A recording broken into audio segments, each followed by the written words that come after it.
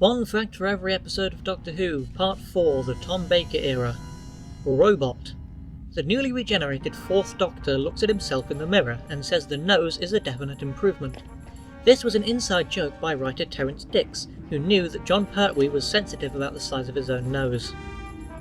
The Ark in Space. Nerva Beacon is named after the Roman Emperor Nerva, who reigned from 96 AD to 98 AD. He was known as the first of the 5 good emperors. The Sontaran Experiment. When the unhinged Roth runs away from his fellow Galsec colonists, Erak says he must have gone bush. Going bush is a term first used during the Vietnam War, and it refers to American soldiers who got shell shock from fighting in the jungle. Genesis of the Daleks. Most stories from the 60s and 70s were broadcast once and not seen again until the next century. Of course, some from the 60s were never seen again at all. However, Genesis of the Daleks was considered such a triumph that it repeated many times and was sold as a narrated audio release. Revenge of the Cybermen. This was the first Doctor Who serial to be released on home video in 1983, and the hairbrush prop that hides the transmitter was used by Roger Moore as James Bond in Live and Let Die. Terror of the Zygons. Huckle claims his rigs are unsinkable. The Doctor replies, "Yes, so was the Bismarck, and we all know that story." The battleship Bismarck was a German warship that sank in the Atlantic Ocean in 1941. Planet of Evil. A few months before Planet of Evil was broadcast, Philip Hinchcliffe was contacted by David Rosevere, the producer of the BBC Schools programme Math Show. Rosevere had co-written 2 mathematically educational Doctor Who spoofs under the title Dr. Ware, concerning an eccentric scientist travelling in a red phone box called the Phonus.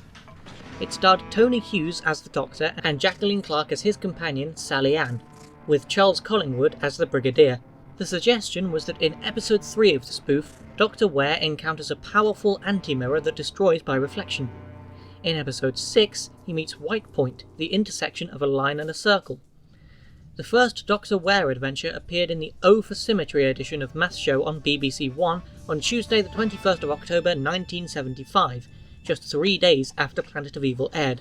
This insert concerned the mathematical menace of an invisible barrier across which objects vanished when they passed. A journey in the Phonus allowed the Doctor to investigate the mirror image problem. Pyramids of Mars. Lawrence's Marconi scope is named after Guglielmo Marconi, the Italian electrical engineer who was thought to be the inventor of the radio. In 1909, Marconi won the Nobel Prize for Physics, along with Carl Ferdinand Braun, in recognition of their contributions to the development of wireless communication.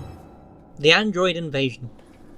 During rehearsals for the Android Invasion, Tom Baker filmed links for the August Bank Holiday edition of Disney Time as the Doctor, arriving by TARDIS at the Odeon on St Martin's Lane in London, and then dishing off in response to a summons from the Brigadier, reminding viewers about the new series. He also recorded a BBC Schools radio programme, Star Study, where he gave a reading of The Priest and the Sorcerer from Strange Fate by Reverend Father R. Dean Johnson. The Brain of Morbius. As Baker recalled in an article for Reveille on Friday the 7th of November 1975, Christopher Barry asked him if he could do a double loop with his yo-yo.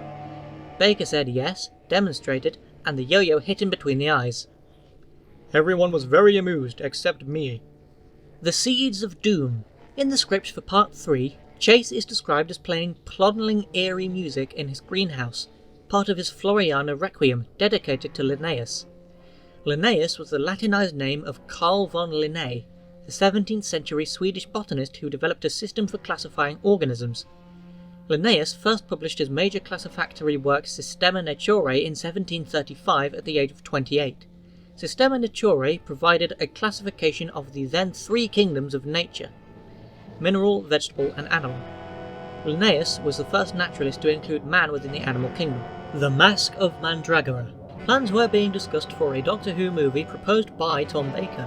A meeting was held on Friday the 2nd of January 1976 between the BBC, Tom Baker's agent Gene Diamond and director James Hill, where it was agreed that the film would be based firmly on the TV series and could not enter production until March 1977, when Tom was free from his BBC commitments.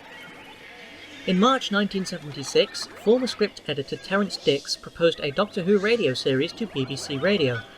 The radio show did not happen, but it was a great new medium to explore. The Hand of Fear. Sladen suggested the freeze frame ending, and the director whistled Daddy Wouldn't Buy Me a Bow Wow as Sarah Jane after Sladen admitted she couldn't whistle. The Deadly Assassin.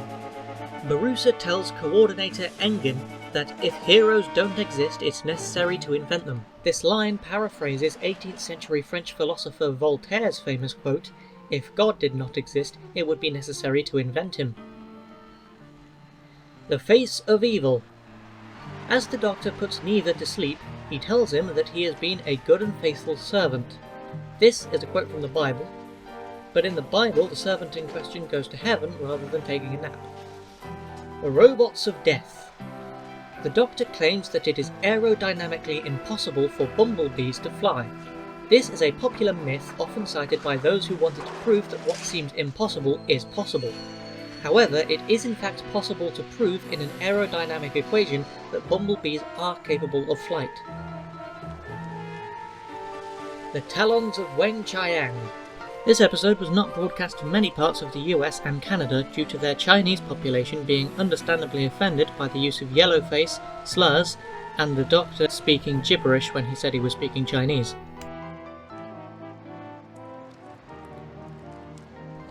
Horror of Fang Rock. Flannan Isle, which partly inspired Horror of Fang Rock, is a poem by Wilfred Gibson. It was in the 1923 book Collected Poems, which compiled all of Gibson's work from 1912 to 1917.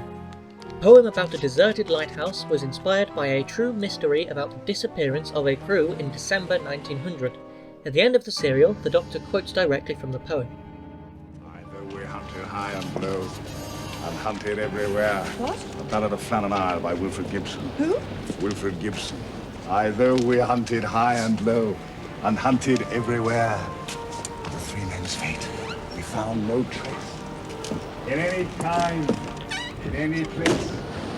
But a door ajar and an untouched needle, and an over-toppled chair. The Invisible Enemy.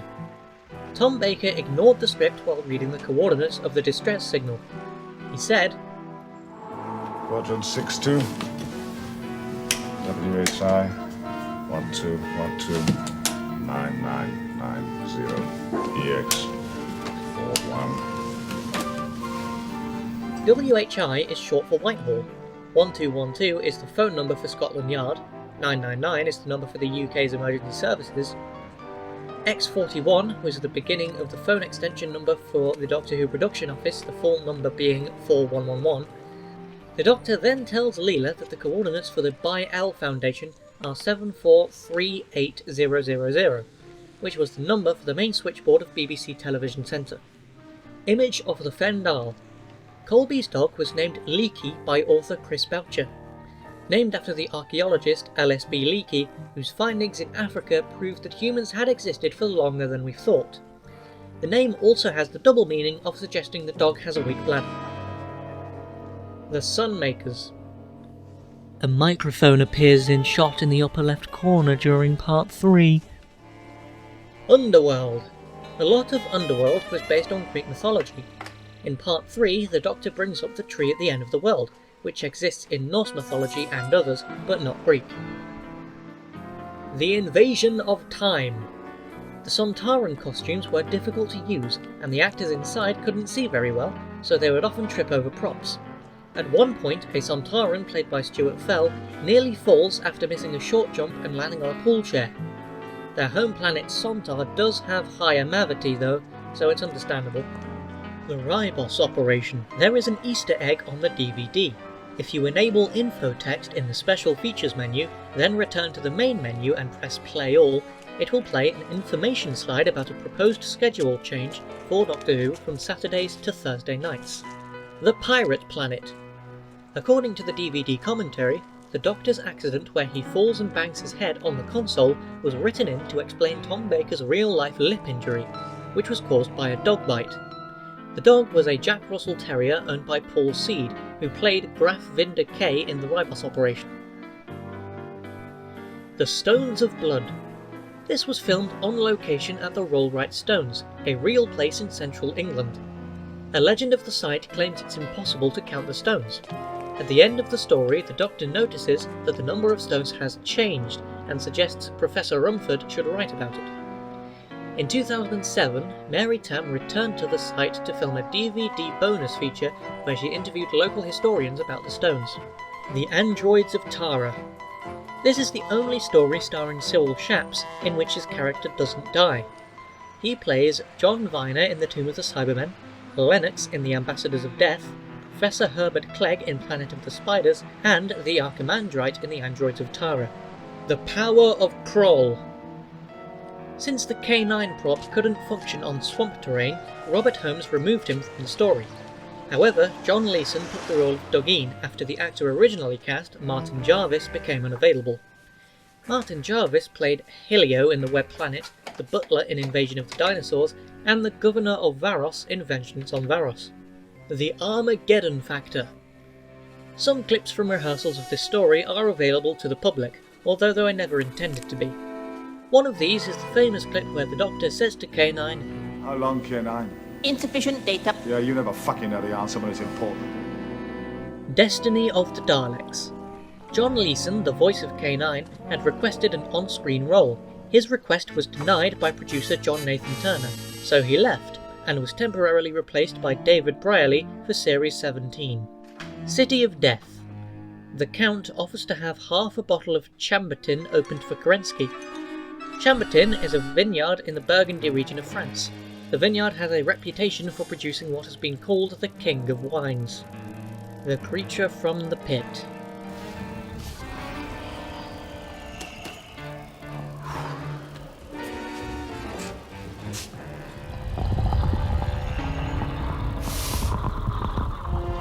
Hello, I am the Doctor.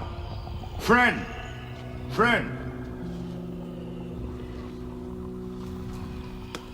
Nothing.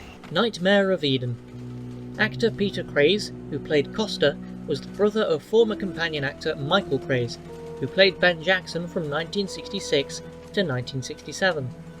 The Horns of Naimon. The name of the villain's soul deed is a derivation of Daedalus, who designed the Labyrinth of Knossos for the evil King Minos in the Minotaur myth.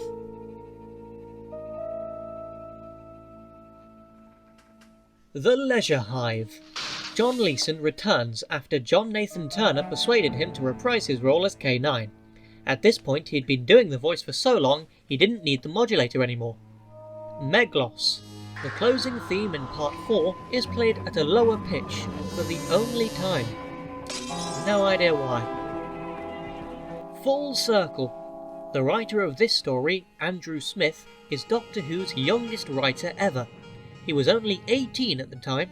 He has since written a lot for Big Finish, including The Invasion of E-Space, which is the first Fourth Doctor audio story to feature Adric.